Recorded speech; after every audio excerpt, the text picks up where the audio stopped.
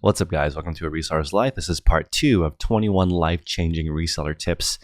Let's get straight into it. If you like this type of content, please like, comment, and subscribe, and smash that notification bell. There are new episodes Monday, Tuesday, and Thursday on YouTube, and also this is in the same format on iTunes in podcast form. The podcast is called A Reseller's Life. I would really appreciate you guys leaving a review. For the first 10 people who leave a review and email me, I will give you my reseller field guide for free. My reseller field guide is normally $35, and that helps my channel keep going and helps me bring the best videos I can to you guys. You can use code YouTube, and it gives you sort of the structure on how to build a $1,000 per week reselling business, the overview of it. Very inexpensive and helps this channel continue to go. But again, if you leave a review on iTunes and email me, I'll give you the course for free. That really helps me get a boost on that podcast. So let's get straight into it. Number 8, focus on the 3 things that make you the most money. And these 3 things are researching what to buy, having your antenna out for what's hot right now, also what's going to sell forever. If you look at the top sellers, they always sell common items that people buy forever. Toilet paper, paper towels, this kind of stuff is not going to go out of style. It's permanent, right? This is finding a way to sell that profitably will set you up for the rest of your life. So that's number 1, researching on what to buy. Then finding people who can help you get that stuff.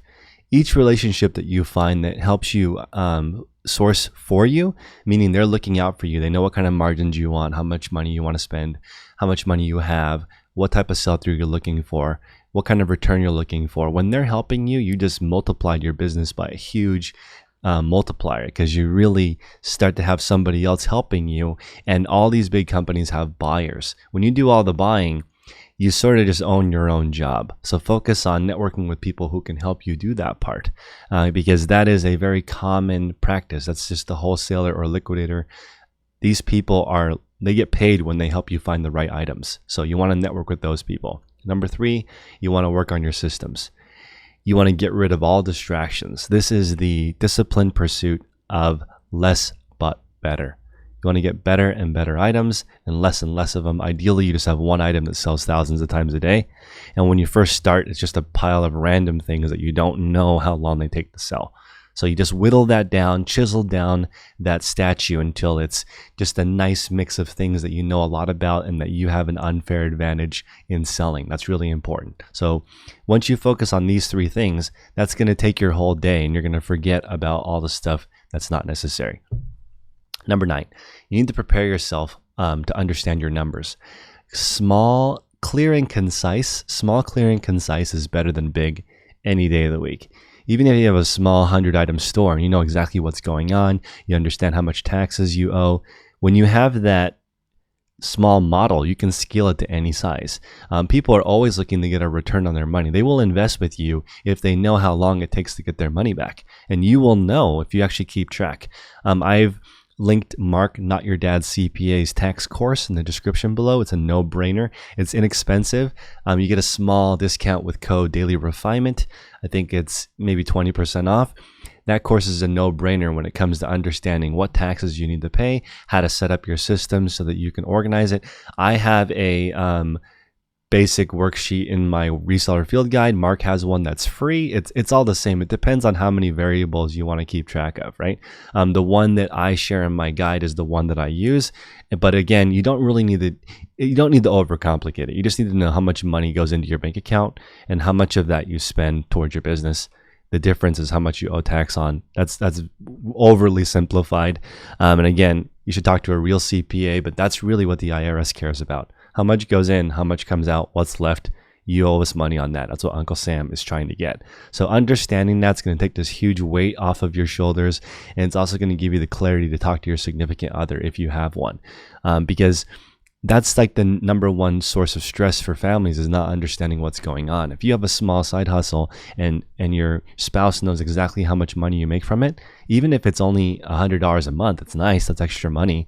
You know, it's a hobby that actually generates money. You can't really beat that.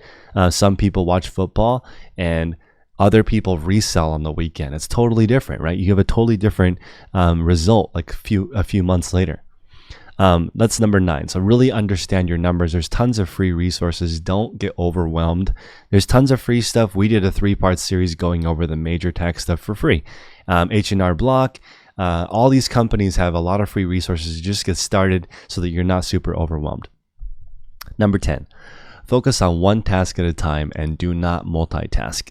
Most of the rich people that I know only do one business, and they put 100% of their energy and interest in the one thing, and they don't do a lot of other things. Warren Buffett is notorious for saying, like, the key to being successful is saying no to basically everything. Just say yes to one thing, and that's it. Bill Gates said the same thing. Focus is the difference between a regular person and an Olympic level person. Just focus, focus, focus. Get rid of all distractions. Work in a clean area. Listen to instrumental music instead of stuff that has content in it, because it's going to be difficult to concentrate on your task. You notice how Olympic sprinters are not listening to anything. They're just putting 100% of their energy in running as fast as they can. When something is really, really important to you, you're not distracted. So that's just a good way to keep it in mind. Okay, number 11. Wow. Focus on skill development. This is very important because skill development and improvement is key in this business where competition is very stiff. There's a study that just posted that 19 out of 20 side hustles are e-commerce related. And that's because it's not BS. It's not multi-level marketing. You can make money right now. You can go to Home Depot, go to the clearance section, find out stuff. A kitchen faucet. We just saw one. It had a $900 MSRP. It was $30 at Home Depot. No packaging, one small chip on the corner, no returns, final sale. Take that, go home, fix it up, resell it for a profit. You can start right now. It's not BS. It's legit.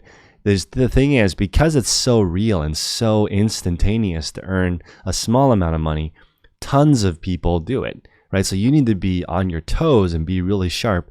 And if you are a sink seller and you see somebody pop up with this crazy deal, you need to understand that's okay, because you're in it for the long run. You've got a nice selection of sinks. You've got supplier things. So you won't get distracted by this one person coming in and stealing your market for a small amount. You just got to play the long game. Okay. The skill development is something that you should build into your schedule. So again, think about it like an hour a day of reading, an hour a day of journaling. However you focus your time, make sure that you are compounding those skill improvements and just slowly learning things over time. Number 12, look for your unique advantage in your specific location. Where you live, who you know, what you do, your previous experience. This is all really important because it can help you get a leg up on your competition. What's something that you can sell that no one else can sell? The far reaching of this spectrum is you make your own product in a field that you spent your whole life doing. That's the super duper, only you can do that, right? On the far other end is you just sell Nikes, because Nikes sell like crazy and they spend billions of dollars a year on marketing, right? That's really easy, right? And if you have a unique advantage in getting that Nike supply, you're killing it. Also, I want to point out that you cannot just open a Nike account wholesale as an online seller. Those are very coveted, very difficult contracts to get, and you usually need a brick and mortar in order to get actual rights from Nike to sell online. Finish Line, Champs, Foot Locker, Zappos, these giant companies have direct relationships with Nike. They have to usually have a brick and mortar. Even Amazon does not have a relationship with Nike that's authorized in a sense that they have a deal buying Nikes directly from Nike. They usually just give it and reserve it to their brick and mortar. And that's one of the reasons why the Nike price is so good. So you need to work it out with your local sneaker shop and say, you know what? I'm going to buy your Creative Recreation and your Steve Madden and your Fila and your Puma, stuff that doesn't sell as well, but please give me a hookup on some of your Nikes and Jordans so that it's a win-win situation. Look for that unique advantage where you live. Okay, number 13. Identify your constraints. Are you physically disabled? Are you mentally disabled? Do you have a handicap? Do you get tired easily? Do you have damaging relationships? Do you have a limited amount of capital? Whatever your constraints are, write all of these down, get them out of your head, and then just recognize that there's somebody out there with much worse circumstances still getting it done. And it's good to recognize that. Okay, there's plenty of success stories on social media where people have nothing and turn it into everything. Most of the billionaires in America did it in one lifetime. Okay, they didn't inherit it, they just built it from scratch. Some people are homeless. It's cool that the Harry Potter lady makes more money than the royal family. That to me is so awesome because she used to be homeless, right? So she went from nothing to richer than royalty, literally. So I love the concept that you can do that, but it's all about compounding, right? At a certain point, the things that you do start outpacing what you can do. The things that you build outpace what you can do. And that's really important. You have to get to that state in order to actually become abundant. You cannot work yourself into abundance. Even people who earn $500 an hour, $1,000 an hour, they can't outpace because they can only have so many hours in a day. You have to build something. So in this reselling world, it comes down to finding buyers to help you get the stuff, finding listers to help you prep it and get it sent in to Amazon or listed yourself, and then shipping, customer service, and then managing your money. That's really the key. Again, in a previous video that I made, I just talked about increasing the amount of profit you make by $20 each week means a $50,000 income in 1 year and a 6-figure income in 2 years, right? That's $100K without a college degree, starting from zero with the skill of learning how to make $20 profit a week. That's it. Then the next week, $20 more profit, and just continuing that pace. Imagine the skill that you have to require. It takes your full-on energy to increase it by $20 profit. Trust me, this is going to be the hardest thing you do and also the most worth it. It's easier in the beginning, just like every single thing. You can learn the basics of playing the guitar in 10 hours, right? It might take you a lifetime to master, but you can learn the basics of it. You can learn the basics of how to make hand lotion profitable in 1 day. Right? If you go to Walgreens and you scan every single hand lotion, you can figure out which one sells quickly, which ones have great sell-through rate. And most likely, if you went to every single drugstore in your area, you would find some that are on sale, either because of expiration date or whatever is unique to that model. Also, discontinued items sell super well sometimes. If people like a certain brand, they'll buy an expired product because there's nowhere else to get it. Okay. Number 14, if you died right now, how would your family handle it? Do you have life insurance set up? Do you have a college fund for your kids? What do you have that's set up for your family? This was really sobering to me as I'm thinking about having kids. My parents, the last time I talked to them, they asked me for gas money. That was 3 years ago, right? So they left not only nothing, but a gigantic mess for my brother and I to try to handle, right? So I want the opposite of that, right? I want if something happens to me, my wife and kids are taken care of. I want to really pay attention to that. So for me, that's created a life of trying to be as frugal as possible and setting up a future for them. And for me, as long as the basics are taken care of, I'm a pretty simple, straightforward person.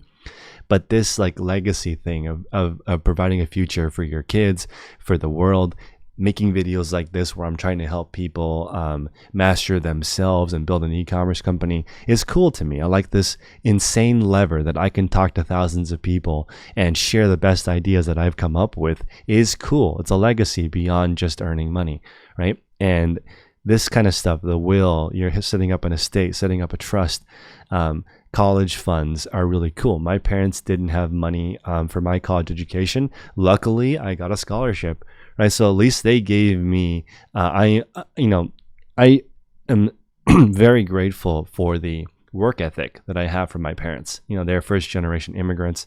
They came here, they opened a restaurant. They ran it 7 days a week. They're that type of family, right? They had some very, very negative habits that caused their life to be destroyed. So it just makes me realize that all these things I'm talking about, these habits, you're building habits no matter what. Some are positive, some are negative, and you might as well build positive ones. It takes the same amount of time. So if you just multiply a positive habit over your whole life versus a negative one over your whole life, it's insane the difference between eating an apple instead of a piece of bread. Oh, it's like 1 or 2 pounds. If you were to do that over the course of a week, it's like the difference between losing a pound and gaining a pound, like an apple and a piece of bread. Like, that's crazy. The difference between these tiny habits over time is just mind-blowing. So number 14 again is thinking about your legacy. If you died right now, what happens to your family? When I wrote that down, it just makes everything seem unnecessary. Like, forget social media, forget trying to impress other people, forget keeping up with the Joneses. It has nothing to do with your family. What have you done to keep your family in check for what happens when you are gone? Also, as good as relationships are, they always end, right? One person always dies. That's the very end of a relationship, right? So that to me is just really, really great motivation. I want to make the best of every single moment that we have. That's one of the reasons why I don't like Facebook or Instagram, because I want to use that energy on my own family. Why would I use it on other people, right? It's destructive, and I feel like it's also just a huge time suck. So just be careful when you're working on yourself. Just think about what's really, really important to you. Is it your time? Is it your freedom? Is it your ability to be present? That's, to me, the most powerful thing that you can give to your kids. If you're with your kids but you're really working on your business, or you're at a game but you're on your iPhone, that's not really being present, and your kids notice that. I see it all the time. People are there but not really there. And so, I make it a huge effort in not just being as present as I can, not bringing my phone, trying to develop less relationships but deeper relationships. Just really get to know people. Hey, how's it going? What's going on in your life? What are you working on? What can I do to help you? What's the most I can do to help you, right? And sometimes you only have limited time. Can't help everyone. You can't do everything for everyone, but you can do a lot for some people.